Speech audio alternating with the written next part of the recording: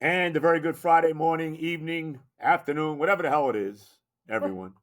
Joe Benigno back with you again, the Yoda Pain Podcast, Friday, the 18th of July, 2025. The Yoda Pain Podcast brought to you by the Hackensack Brewing Company, by our good friends at Anita Discount Tire, and of course, our friends at Manscaped. Just watching, not a great sports time right now. Baseball comes back tonight after the All-Star break. Mets at home against Cincinnati. Sean Manaea on the mound. Yankees in Atlanta to play the Braves. I'm not sure who's pitching tonight. I don't know if Max Fried's pitching. Rodano, I'm not sure. After Fried had that issue with the blister and all of that.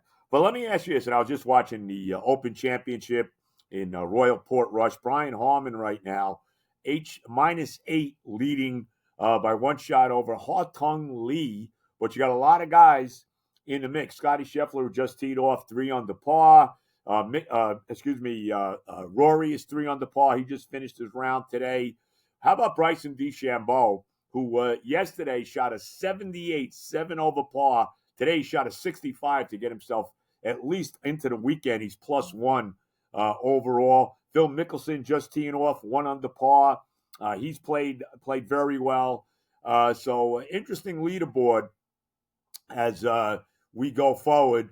As I said, Brian Harmon, remember, he won the Open Championship a couple of years ago. Really likes playing on these links courses, and he's the leader at -8. Always great to get up in the morning and watch golf. How good is that?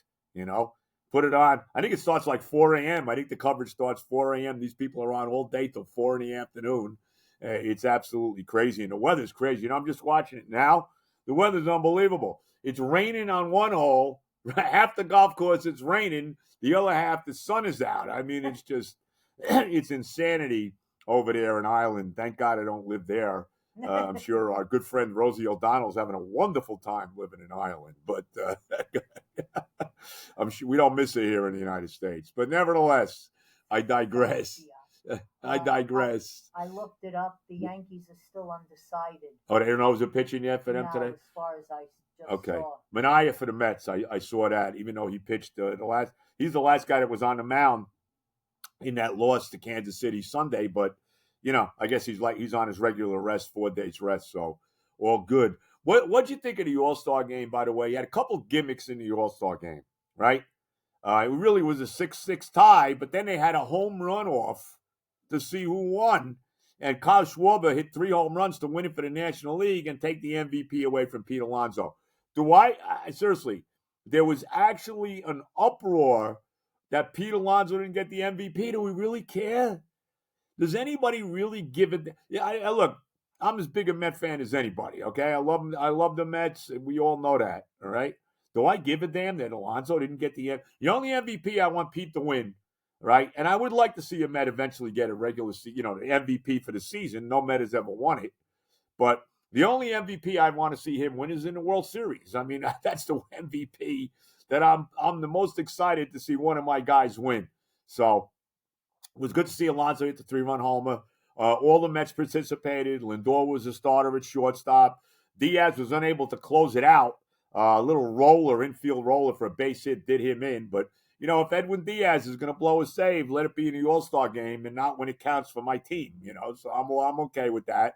Even David Peterson got an inning in the game. Gave up a couple hits, but didn't give up a run. So good showing overall, I thought, by the Mets. And, but and they also debuted the electronic umpire, which I didn't really watch all of the game.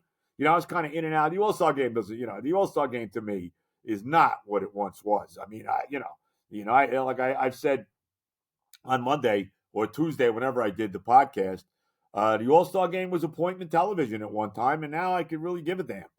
It just doesn't mean what it used to. When the two leagues didn't play each other, and it meant something to win the All-Star game. I mean, back then when the National League was winning like 12 in a row in the 60s, winning all the time until finally 71 when the American League won, that the home run as I continue, maybe my all-time favorite moment in the history of the All-Star game, Reggie Jackson's home run off the light tower in Tiger Stadium in Detroit. And that was it. 1971, and the American League finally won to break that snide. But it's just not the same anymore. These guys leave.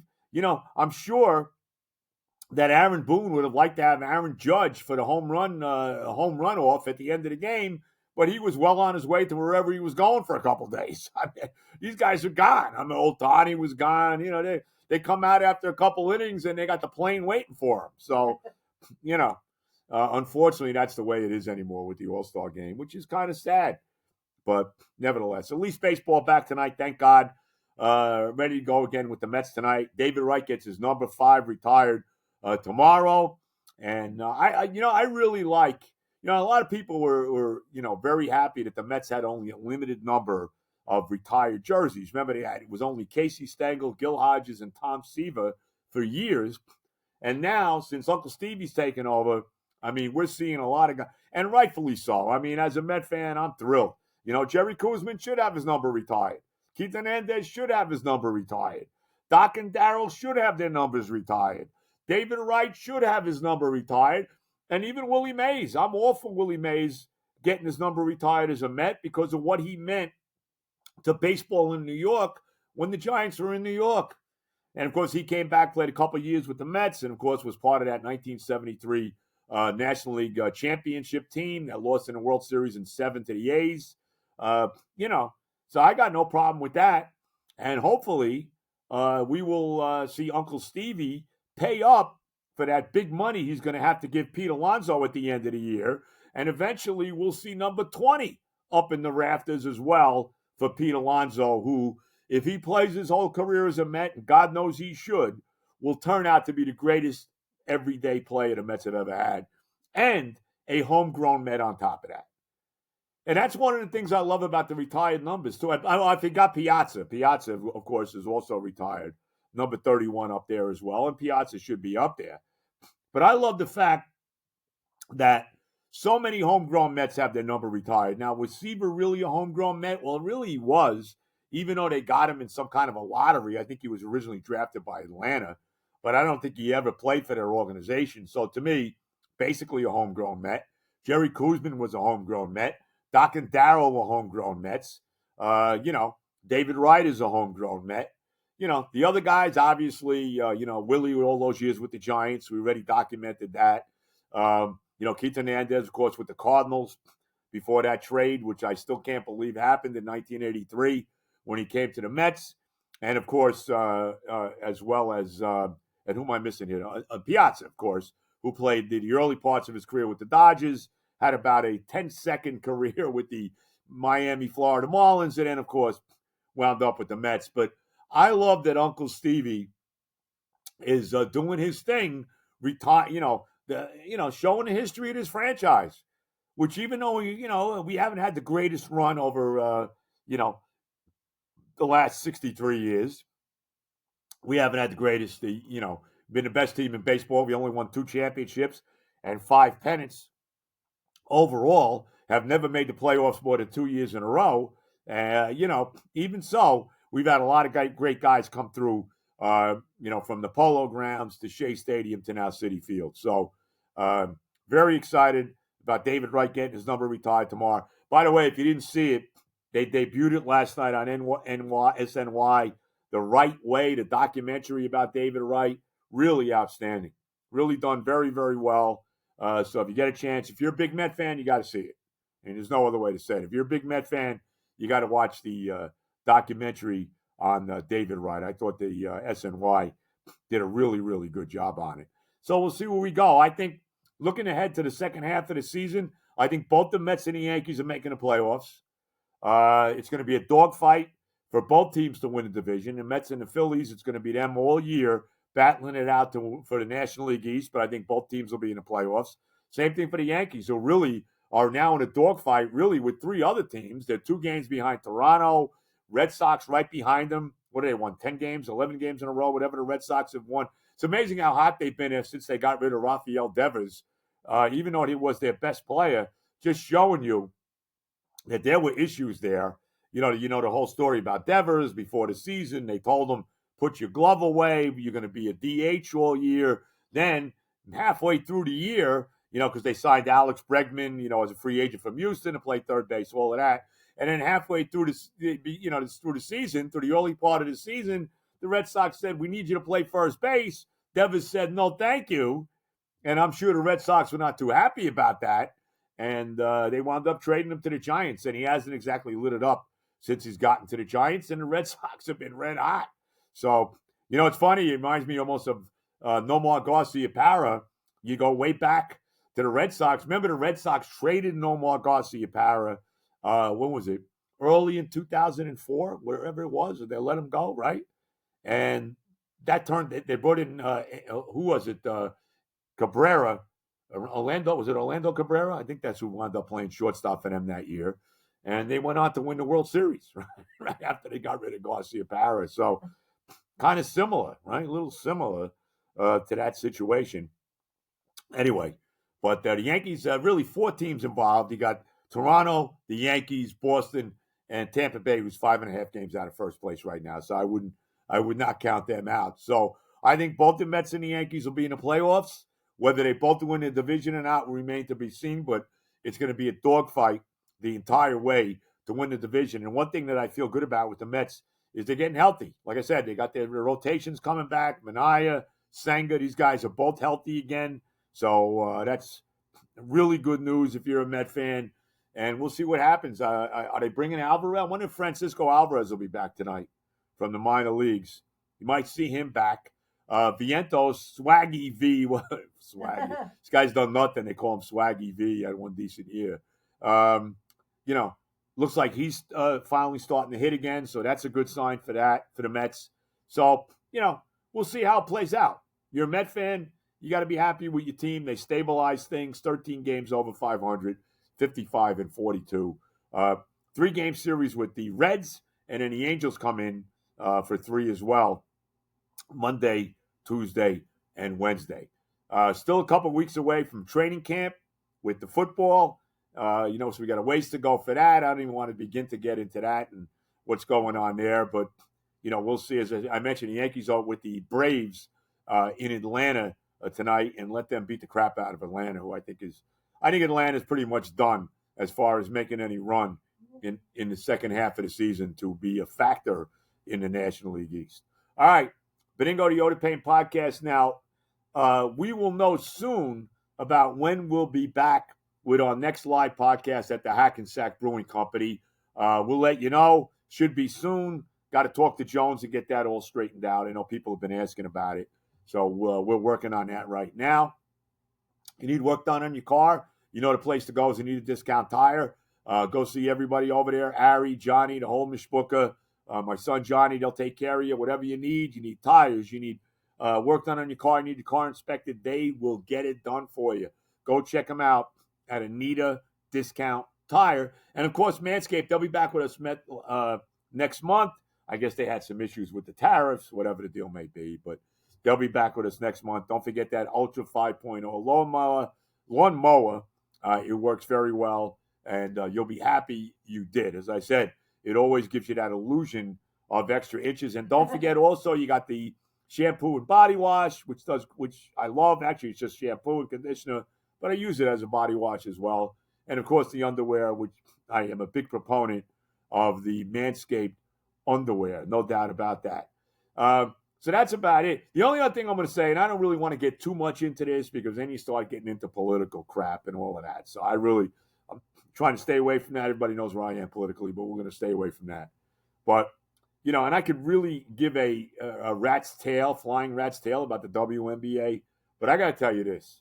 I guess their AllStar Game is this weekend, maybe tonight. I'm not sure when it is, sometime. Caitlin Clark will not play in the AllStar Game because she's hurt, and also not in the three-point shooting contest. And she's hurt because they beat the crap out of her in this league. And I just find it disgusting that this girl, who has actually put the WNBA on the map, I mean, let's be honest, and not that I still don't really care, but she has put the WNBA on the freaking map. She has the number 1 selling jersey, her number 22 Indiana Fever jersey, the number 1 selling jersey in all the WNBA. I will say this, if I was ever going to buy a jersey of a female basketball player, it would be Caitlin Clark. Not that I am, but I mean, that would be it. There would be nobody even else in the conversation. She's got the number one selling jersey in the league. She's selling out every time the Fever come to town. She's selling out the building when she comes there, right? She's selling out games at home in Indiana, right? She's the face of the league, and they hate her. They can't stand her. These are the girls that are also in the league. They can't stand her. They're very jealous of her. Why? Because, she was already making a ton of money coming into the league. She had all kinds of endorsements, commercials, whatever you want, right? No doubt about it. They hate her because, number one, she's a tremendous player, And I don't know if she's the best player in the league or not. I don't follow the league enough at all, really, to tell you if she's the best player, okay? She's obviously the most famous player, and she's obviously the most popular player by, the fans, but not by the girls that play in the league as well. And let's be real, okay? There's really, beside the fact that she's making more money than any of them were ever making. And by the way, they are having a labor dispute right now. Apparently, they walked out of the negotiation. What I saw yesterday, and again, I'm not paying a great amount of attention to this, but what I saw yesterday, they walked out of the negotiations for their new collective bargaining agreement contract. So, that's going on. So there could be a lockout. There could be a strike next year in the WNBA, if you care about that. But it looks like it might be. But the bottom line is this, and I hate to go this way, but it's obvious. I mean, come on. If you're paying a little bit of attention at all, it's obvious that they don't like her because, number one, she's white, and number two, she's straight. Okay, let's put that out there. She's making a lot of money, more money than they were making. She's white and straight, and they don't like that. And and I'm telling you, this league better do something about it because you want people to watch your games. You want guys like me, sports fans like me to watch the WNBA. And I love let me tell you right now, and if you listen to my podcast, you know how I feel about the women's college basketball. I love it. I think women's college basketball is tremendous. And one of the reasons I started getting into it was because of Caitlin Clark when she was at Iowa. I respect what Dawn Staley, I got issues with her too, but I respect what she's done at South Carolina. She's made them into a powerhouse. Obviously, UConn and what Gino Auriemma has done at UConn, and they're defending national champions again because they absolutely blew the doors off South Carolina in the national championship game this past year. So, I mean, UConn and South Carolina, great women's basketball programs. UConn's, maybe the best of all time. I mean, let's be honest about it. I mean, the job that Auriemma has done and all the great players that he's had come through that league, there's no question. So I'm into the women's college basketball. And 2 years ago, and I didn't really even realize this, and this, again, just shows the impact of Caitlin Clark, okay? 2 years ago, the national championship game between Iowa and South Carolina, which South Carolina won. Was actually in back-to-back when Caitlin was there. Back-to-back national championship games and lost both of them. Remember, they lost to LSU and Angel Reese, and then the following year wound up losing to South Carolina. But the South Carolina-Iowa national championship game 2 years ago, and this is, to me, it's almost hard to believe, had a higher rating than the men's championship game that year. And I forget who was even playing in the championship game with the men that year. Had a higher rating. Are you serious? Now, part of the reason, I think, is because they start the freaking men's game at 9:30 at night, which is a joke, and the women's championship game was 4 o'clock on a Sunday afternoon. So I think that makes a difference. But still, the women's national championship game had a bigger rating than the men's. And one reason and one reason only, and that was Caitlin Clark. And they are destroying the golden goose in that league, and it is an absolute shame. And again, and I don't know if they want. I've heard some things. I read a quote from one of the girls in the league a couple of years ago that they don't want men watching their league. They don't. They don't want straight men watching their league that are sports. I read something. I mean, I'm not saying that's everybody, but I think it was. I'm not forget the one woman who wrote this article, one player. But really, but that's the bottom line. You want to be accepted as a big time sport? You want guys to you don't want guys who basically could care less to watch your sport, to watch your league? Then you better get yourself straightened out with what's going on with Caitlin Clark. And I'll tell you right now, if I was her, man, she could probably do a lot of things. Do I need the nonsense? They're beating the crap out of me, and I'm the reason people are watching this league, and they're trying to get me out of it, trying to hurt me, and all this. They deliberately poked her Yeah. in the eye. Yeah. Oh, And yeah. Sophie Cunningham took her Right. out. And her Her teammate, what's her enforcer. name? Sophie Cunningham, that blonde Yep. girl, who's not bad looking, by the way. Actually, took one of the girls out. It was like the old days. It looked like when Kevin McHale clotheslined Kurt Rambis in the NBA Finals back in 1984. And you know what? I don't blame her.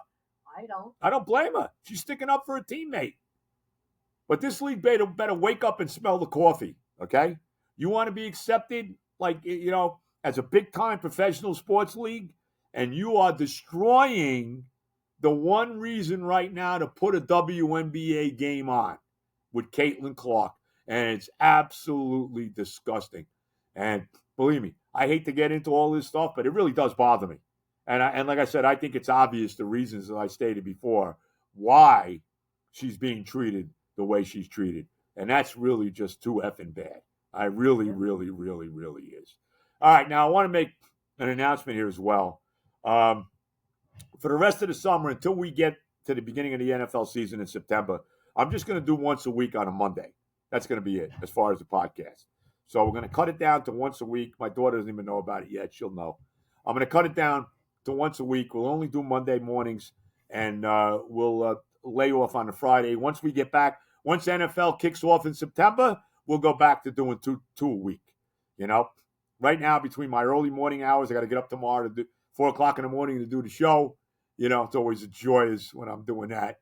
But nevertheless, so we'll cut it off now to just once a week until September. So we'll let you know, and we will let you. But of course, we will do when we do the live podcast from the Hackensack Brewing Company. That'll be on a Friday, as it always is, and we'll let you know when that is. Everybody have a great rest of your weekend. Enjoy it. Check me out tomorrow at 5 a.m.